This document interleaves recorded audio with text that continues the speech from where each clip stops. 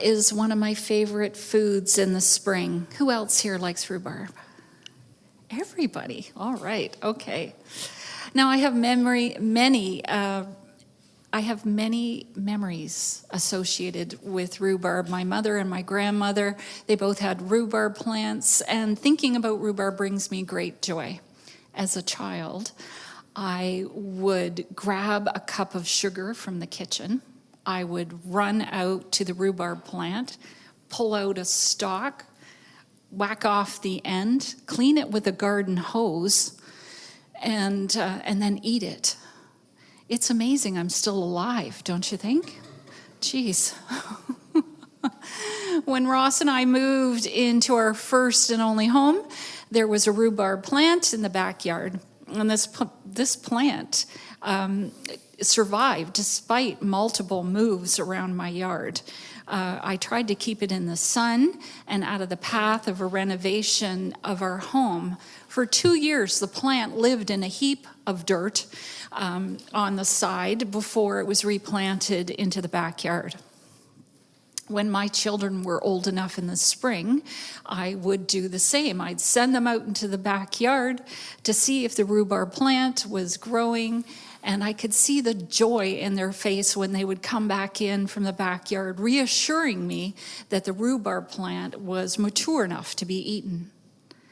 I know that this is a simple story, but it's a weird tradition, and it brings me great joy. Now, my neighbors grew a hedge, and this blocked the sun. I neglected to move my rhubarb plant, and I'm not sure why. Many years later, I remember one spring day, one of my sons said, "Where is that rhubarb plant?" I think it was Ben, I'm not sure.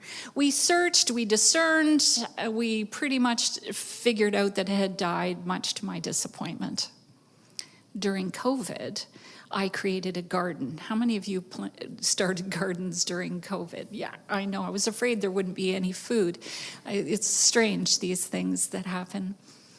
In the past, I had never done any maintenance on this plant, but what I noticed with our new plant, and Cameron can tell you about this, is that early in the spring, it would send up like this enormous stalk, a flowering stalk with a few measly leaves.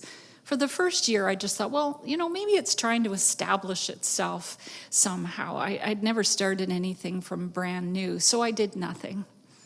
But this plant really suffered, and it languished, and the harvest was poor. So quick question to any of my gardening friends here. Too bad Bonnie's outside with the new puppy, which we're going to have to visit here shortly. What should I have done? Anybody? Cameron knows. Wynn knows. Cut it all the way down. I know. So, but I have to admit, I'm not much of a guerrilla gardener, right? I'm just so happy anything's alive in my yard. I don't prune things very much. So this year, I sent Cameron out into the yard and I said, "Cut that stalk down." I remember he's standing in the backyard with this thing. "Is this what you wanted me to cut, Mom?" Yes, that's exactly.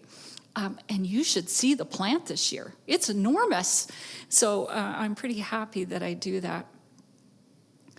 Really, I had to come out of my comfort zone, and I had to choose, no matter what the outcome, to cut that plant back, and I'm so glad I did.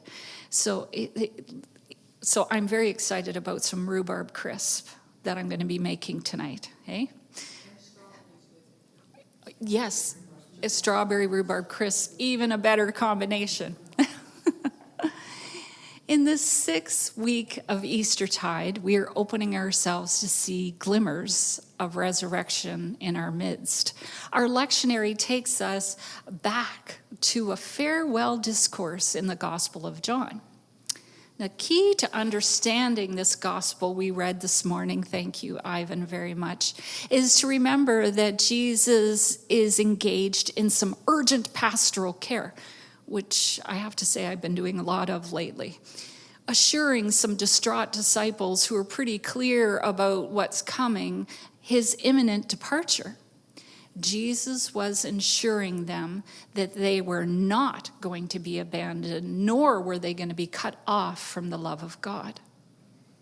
You might recall those kind of conversations in stressful times, when things are moving so fast, when someone you love is being wheeled off into surgery, or your beloved is leaving on a long trip.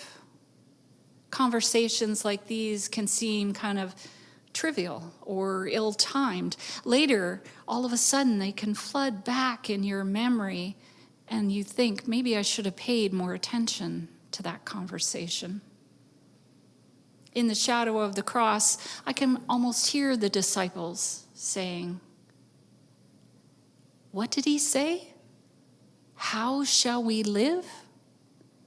The answer to this question, as Ivan read this morning, is just to love one another. And these few words share an expression of care that is both reassuring and a sign of resistance. He shares. Choose love over hate. Choose love over fear. Choose love over certainty. Choose love over security. Choose love over death. The overwhelming message is, I'm not abandoning you. You, as you go about your lives, when you choose love, when you choose joy, we'll be together. Hearing Jesus' words of love in this way shifts the tone from merely an imperative, which is what the word command kind of means to me, to you must go forth and do such and such a thing, like a commandment, to a warm encouragement, okay? And a consolation, which simply means take heart. But let me tell you, this reaching out in love can be hard work and terrifying, really. It's wonderful and dreadful news in equal measure. Wonderfully reassuring to know just how loved we are as the hands and feet in Christ, and overwhelming, if not impossible, to think this type of love is our calling. For after all, it's hard enough to love those we like, much less strangers and those who frighten or offend us. Now, personally, I give thanks for those first disciples who had the privilege of being at the source of this movement of love. They all struggled with how to live.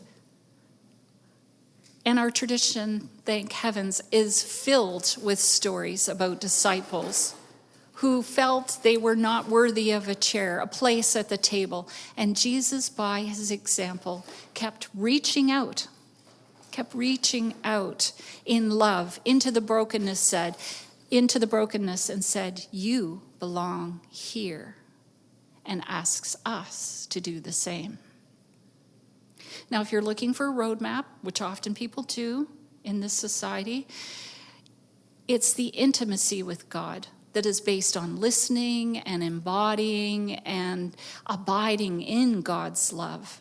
This is a way of living and moving and having our being in the presence of the holy. We are inseparable. And then Jesus adds, and here's the point of this time of trial, I want us to be so close that my joy is your joy. Your joy will be perfect and complete. And we, the big we shall know joy in all its fullness.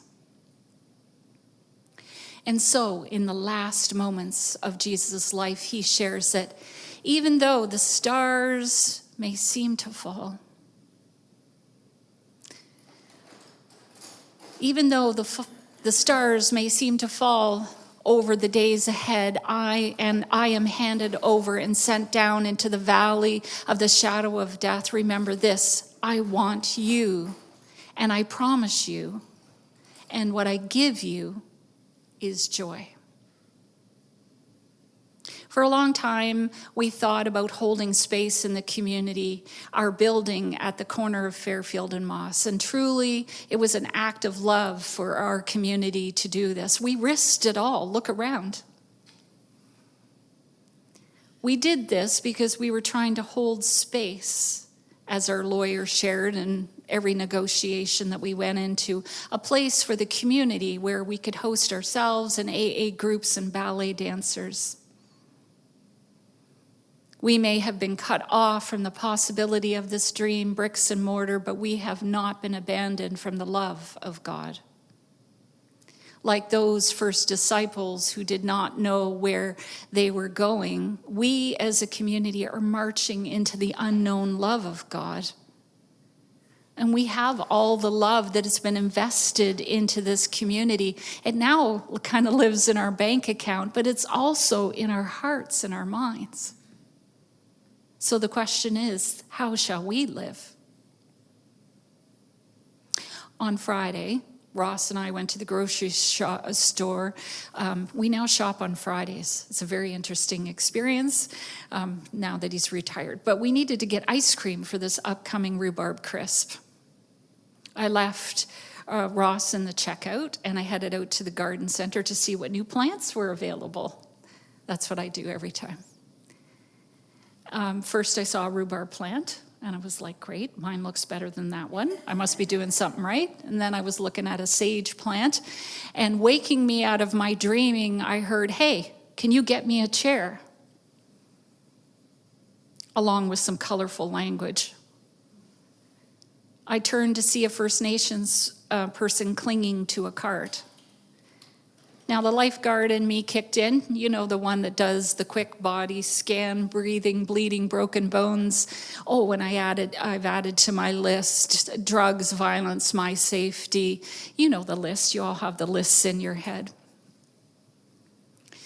She asked for a chair. I directed her to a bench around the corner. She had a visible black eye and was clinging to a bag of medication. She said, I have a severe epileptic condition. I haven't had my pills. Can you please get me a chair? I thought, that I can do. I said, I'm on it. And I went into the store and I retrieved a chair, and that's truly all she wanted. That's all she wanted. Her partner was on his way, and she said, thank you. As Ross and I left the store, she was still on the chair. It was interesting to see her sitting amongst all the plants. She waved at me. She smiled. Her face was, kind of filled with joy. And she gave me the peace sign. And I did the same, even though I don't really know what I'm doing. And I felt joy. I felt joy, even if it was a glimmer amongst the loss of a dream. And so, my thought for you is, may joy in any form that it comes to you, whether it's ducks crossing a road or puppies that are newly in our midst, or any other way that joy shows up in your life, be your compass as we move forward. For we move forward with the knowledge and the assurance that we live in the heart of God. May we walk with the ancestors who knew joy that surpassed all understanding, that was found in the simple recognition that God is in this place, in the simple and in the mundane. And may there be, for the love of God, many rhubarb crisps in your present and in your future. Amen. Let us sing.